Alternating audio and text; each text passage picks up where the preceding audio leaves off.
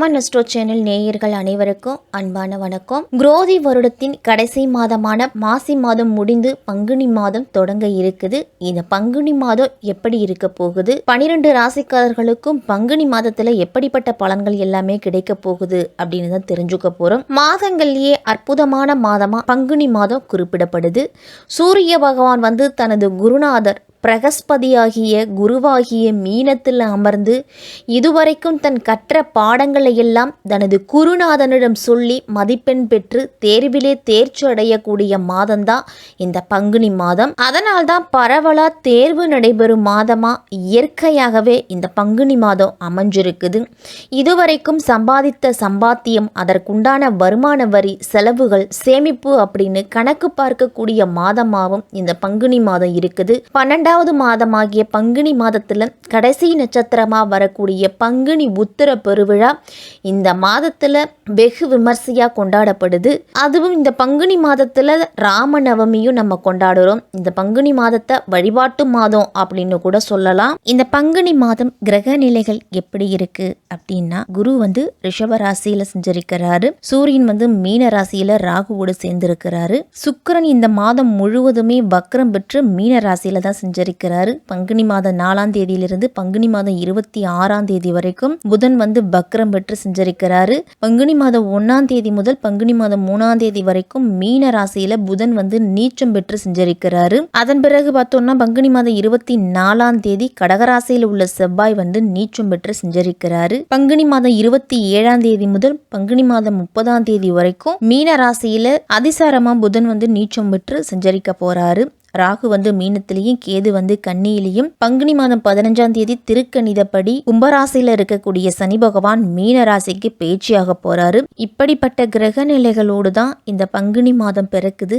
நீதிக்கும் நேர்மைக்கும் முக்கியத்துவம் கொடுப்பவர்கள் தான் இந்த துலாம் ராசிக்காரர்கள். உங்களுக்கு இந்த பங்குனி மாதம் எப்படி இருக்க போகுது அப்படின்னு தான் தெரிஞ்சுக்க போறோம். உங்க ராசிநாதன் சுக்கிரன் உச்சம் பெற்றிருந்தாலும் அவர் வக்ரம் பெற்றிருக்கிறார். அதனால உடல் ஆரோக்கியத்துல சிறு சிறு பிரச்சனைகள் அப்படிங்கிற இருக்கும். துலாம் ராசிக்காரர்களுக்கு மருத்துவ செலவுகள் வரும். இந்த பங்குனி மாதம் துலாம் ராசிக்காரர்களுக்கெல்லாம் தொட்டது துலங்கினாலும் பண விஷயத்தில் கவனமாக இருக்க வேண்டிய மாதம். கடந்த ஒரு மாத காலமா 5ஆம் வீட்டில இருந்து உங்களையும் உங்களுடைய உறவினர்களையும் பாடாப்படுத்தி இருந்த சூரிய பகவான் 6ஆம் வீட்டுக்குள்ள நுழைய போறார் இந்த பங்குனி மாதத்தில்.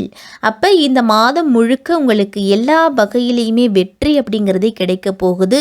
கண்டும் காணாம இருந்த உறவினர்கள் கூட, கோபத்தில் பிரிஞ்சிருந்த உறவினர்கள் கூட உங்களிடம் பலிய பேசுவாங்க. எல்லா விதமான சந்தோஷ செய்திகளும் இந்த மாதத்தில் கிடைக்க போகுது. துலாம் ராசிக்காரர்களுக்கெல்லாம் பிள்ளைகளிடம் மட்டும் சற்று கோபதாபங்களை தவிர்த்துக்குங்க. அடுத்தடுத்து அவர்களுக்கு உடல்நிலை சரியில்லாம போகலாம். அதனால சற்று கவனத்தோடு இருக்கணும். படிப்புல ஆர்வம் காட்டுவாங்க மாணவர்கள். உயர்கல்வி குறித்தோ அல்லது படிப்பு குறித்தோ குழப்பங்கள் அதிகமாக இருந்திருக்கும். அந்த குழப்பங்கள் அப்படிங்கிறது நீங்கும். பெற்றோரோடு இருந்துட்டு வந்த மனக்கசப்பு நீங்க போகுது. 5ஆம் வீட்டுல செவ்வாய் இருக்கிறார். அப்ப பூர்வீக சொத்து விவகாரங்கள்ல எச்சரிக்கையா இருக்கணும். பாகப்பிரிவினை விஷயங்கள் குறித்து பேசும் பொழுது கோபப்படாம பேசுறது நல்லது. உங்களுடைய ராசிக்கு யோகாதிபதியாய் இருக்கக்கூடிய புதன் வக்ரம் பெற்றும் நீச்சம் பெற்றும் சஞ்சரிக்க போறாரு. அதனால தாய் தந்தையரோட உடல் ஆரோக்கியத்திலையும் உங்களுடைய உடல் ஆரோக்கியத்திலையும் கவனமா இருக்கணும். வேலை இல்லாத துலாம் ராசிக்காரர்களுக்கெல்லாம் வேலை வாய்ப்பு அப்படிங்கிறது இந்த மாதத்தின் பிற்பகுதிக்கு பிறகு கிடைக்கும். அங்கீகாரம் இல்லாத நிதி நிறுவனங்கள்ல பணத்தை முதலீடு செய்யறத துலாம் ராசிக்காரர்கள்லாம் தவிர்த்துக்கணும். விலை உயர்ந்த தங்க நகைகளை கவனமாக கையாளுங்க. களவு போகிறதுக்கோ அல்லது ஏதாவது ஒரு பிரச்சனை அப்படிங்கிறது நகையால வரலாம். வியாபாரத்தில் நல்ல முன்னேற்றம் வளர்ச்சி அப்படிங்கிறது இருந்தாலும் அதற்குண்டான செலவுகளும் உங்களுக்கு இரட்டிப்பாக இருக்கும். உத்தியோகத்தில் இருந்துட்டு வந்த பிரச்சனைகள் எல்லாமே சரியாகும். பணிச்சுமை அப்படிங்கிறது குறையும். உங்களுடைய திறமைகளை வெளிப்படுத்துறதுக்கு வாய்ப்புகள் அப்படிங்கிறது கிடைக்கும்.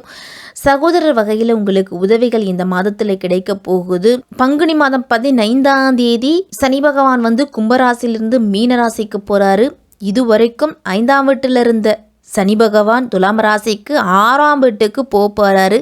அதனால ராஜ யோகம் அப்படிங்கிறது துலாம் ராசிக்காரர்களுக்கு கிடைக்க போகுது. சனி பகவானால கடந்த 3 ஆண்டுகளாக ராசிக்கு 5ஆம் இடத்துல சனி இருந்துக்கிட்டு மனதளவில் பல கஷ்டங்களையும் அனுபவித்து வந்திருப்பீங்க.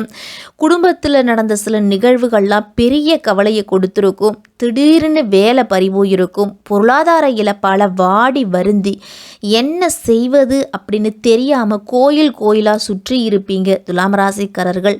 அதற்கெல்லாமே பலன் பெறக்கூடிய காலகட்டம் இந்த சனிப்பெயர்ச்சிக்கு பிறகு உங்களுக்கு ஒரு பொற்காலம் அப்படின்னு தான் சொல்லணும். உங்களுடைய வாழ்க்கை பாதையை சீராக அமைத்து கொள்ளக்கூடிய நல்ல வாய்ப்பு அப்படிங்கிறது கிடைக்கும் துலாம் ராசிக்காரர்களுக்கு. கணவன் மனைவிக்கிடையே ஒற்றுமை அதிகரிக்கும். குடும்பத்தில் தடைப்பட்ட சுபகாரியம் நடக்கும். தாய்வழி உறவினர்களோடு இருந்துட்டு வந்த மனக்கசப்பு நீங்கும். குழந்தை பாக்கியம் கிடைக்கும். பணி செய்யும் இடத்துல உங்களை நம்பி மேலதிகாரிகள்லாம் முக்கிய பொறுப்புகளை ஒப்படைப்பாங்க. பூர்வீக சொத்து கைக்கு வரும். திடீர் பணவரவு வரும். உடல் ஆரோக்கியத்தில் முன்னேற்றம் ஏற்படும். குலதெய்வ வழிபாடு உங்களுக்கு வெற்றியை கொடுக்கும். துலாம் ராசிக்காரர்களுக்கெல்லாம் வேலை இல்லாதவர்களுக்கு வேலை வாய்ப்பு, எதிர்பாராத தனவரவு, கூட்டுத்தொழில் புதிய முதலீடு, இது எல்லாமே கிடைக்க போகுது. புதன்கிழமை தோறும் பெருமாள் கோவிலுக்கு சென்று பெருமாளை வழிபட்டுட்டு வாங்க. உங்களுக்கு அதிக நன்மைகள் அப்படிங்கிறது துலாம் ராசிக்காரர்களுக்கெல்லாம் கிடைக்கும். இந்த பங்குனி மாதம் முழுவதுமே குரு சுக்கிரன் பரிவர்த்தனை யோகம் பெற்று சஞ்சரிக்க போறாங்க. உங்கள் ராசிக்கு அதிபதியாகவும் அஷ்டமாதிபதியாகவும் இருக்கக்கூடியவர் சுக்கிரன். 3ஆம் இடத்துக்கும் 6ஆம் இடத்துக்கும் அதிபதியாக இருக்கக்கூடியவர் குரு. இந்த 2 கிரகங்களுமே தங்களுடைய வீடுகளை மாற்றிக்கிட்டு பரிவர்த்தனை பெறுது. அப்போ இழப்புகளை ஈடு செய்கிறதுக்கு புதிய வாய்ப்புகள் கிடைக்கும். எதிர்பாராத பயணங்கள் சென்று வருவீங்க. பயணத்தின் மூலம் அலைச்சல் ஏற்பட்டாலும் அதற்குண்டான ஆதாயம் கிடைக்கும். அடகு வைத்த நகைகளை மீட்டு வருவீங்க. கடன்கள் இருந்துச்சுன்னா அடைச்சி முடிப்பீங்க. ஆரோக்கியத்தில் முன்னேற்றம் ஏற்படும் உங்களுக்கு. பங்குனி மாதம் 27ஆம் தேதி மீனராசிக்கு புதன் அதிசாரமாக சென்று நீச்சம் பெற்று சூரியனோடு சுக்கிரனோடு இணைஞ்சு செஞ்சரிக்கிறாரு. அப்போ எதிர்பாராத நல்ல திருப்பம் அப்படிங்கிறது கிடைக்கும். பிறரை நம்பி எந்த பொறுப்புகளையும் ஒப்படைக்க வேண்டாம். அந்த ஒப்படைப்பதன் மூலம் பிரச்சனைகள் வரும்.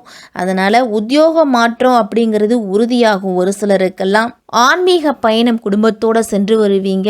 இந்த மாதத்தில் மீன ராசியில் சுக்கிரன் வக்கரம் பெற்று இந்த மாதம் முழுவதுமே சஞ்சரிக்கிறாரு. உங்கள் ராசிநாதன் சுக்கிரன் வக்கரம் பெறுவது நல்லதில்லை. அதே நேரம் அஷ்டமாதிபதியாக சுக்கிரன் இருக்கிறதால சுப விரயங்களை அதிகரிச்சுக்கணும்.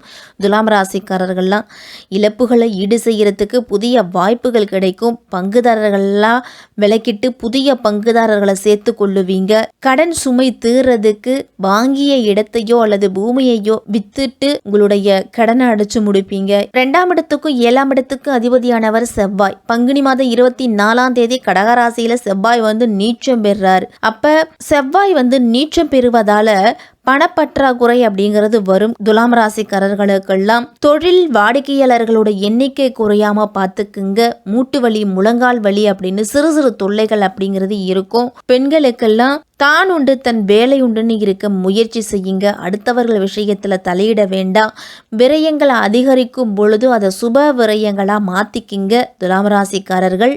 இந்த மாதம் முழுவதுமே துலாம் ராசிக்காரர்கள் ஜாமீன் கையெழுத்து போட வேண்டாம். உங்கள் ராசிநாதன் சுக்கிரன் வலிமையிலிருந்து 6ஆம் இடத்துல உட்காந்துருக்கிறாரு. 6ஆம் இடம் அப்படிங்கிறது கடன், நோய், பகை, எதிர்ப்பு இதெல்லாமே குறிக்கக்கூடிய இடம். இது எல்லாமே அதிகரிக்கும். உங்களுக்கு தனம் சார்ந்த விஷயத்தில் ரொம்ப கவனமாக இருக்கணும். திடீர் அதிர்ஷ்ட வாய்ப்புகள் கிடைக்கும் துலாம் ராசிக்கு. மற்றவர்களுக்கு பொறுப்பு சொல்லுவதை தவிர்த்துக்குங்க. மற்றவர்களுக்காக ஜாமீன் கையெழுத்து போடுவதை தவிர்த்துக்குங்க. 8ஆம் இடத்துல இருந்து 6ஆம் இடத்தை பார்க்க போறாரு குரு. அப்போ உடல் ஆரோக்கியத்திலையும் தாயோட உடல் ஆரோக்கியத்திலையும் உங்களோட உடல் ஆரோக்கியத்திலையும் கவனமாக இருக்கணும். உஷ்ண சம்பந்தப்பட்ட நோய்கள் அப்படிங்கிறது வரும். வஜீரண கோளாறு வரலாம். சனி பகவான் 5ஆம் இடத்திலிருந்து 6ஆம் இடத்துக்கு போறாரு. கடன், நோய், பகை அப்படிங்கிற குறிக்கக்கூடிய இடத்துக்கு போறாரு. அப்ப வரக்கூடிய கடன்களையும் சுப கடன்களா மாத்திக்கிட்டீங்க அப்படின்னா ரொம்ப நல்லது. தேவையில்லாத தண்ட செலவுகளை செய்ய வேண்டாம். 5ஆம் இடத்துல 6 கிரகங்களோட பெயர்ச்சி அப்படிங்கிறது இருக்குது. அப்போ தொழில், வேலை, குடும்பம் அப்படின்னு ஏதாவது ஒரு பிரச்சனை இருந்துக்கிட்டு இருக்கும். இந்த மாதம் முழுவதுமே தான் உண்டு தன் வேலை உண்டுன்னு இருங்க. அடுத்தவர்கள் விஷயத்தில் தலையிட வேண்டாம். வெள்ளிக்கிழமை தோறும் மகாலட்சுமி தாயாரை வழிபட்டுட்டு வாங்க. பொருளாதாரம் சார்ந்த பிரச்சனையில் தீர்வு அப்படிங்கிறது கிடைக்கும்.